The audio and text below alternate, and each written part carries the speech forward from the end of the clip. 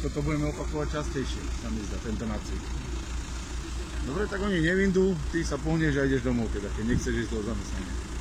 No, ja chcem ísť do zamestnania, ale vy ma odmietate pustiť, lebo si nenasadím rúško. Nechceš ísť do zamestnania, no.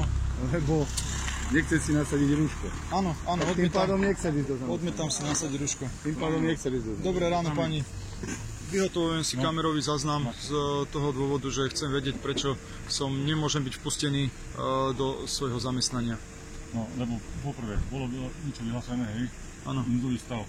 Boli nejaké opatrenia toho štábu, kde boli nariadené, že sa majú nosiť rúška, hej? Áno. Bolo to nejakou vyhláškou a útvary dodržiavajú to, čo bolo vyhlásené v Bratislave, takže jednoducho, všetci budeme dodržiavať my. Dobre, ale ja pokladám tieto vyhlásenia za nulitné a neprávne.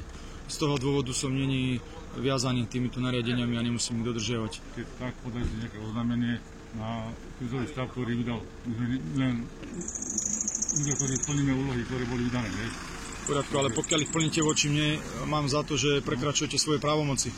A tiež sa môžete dopúšťať trestnej činnosti voči mne, lebo vy porušujete zákony voči mne, nie ja voči vám ani voči nikomu inému. Ja neporušujem zákony tým, že sa snažím dostať do práce a pracovať a prekrývať si horné dýchacie cesty prekážkou v dýchaní. Je to nariadené, ja nekomentujem. V poriadku, takže tiež trváte na tom, že nemôžem vstúpiť do zamestnania kvôli tomu, že si nasadím rúšku.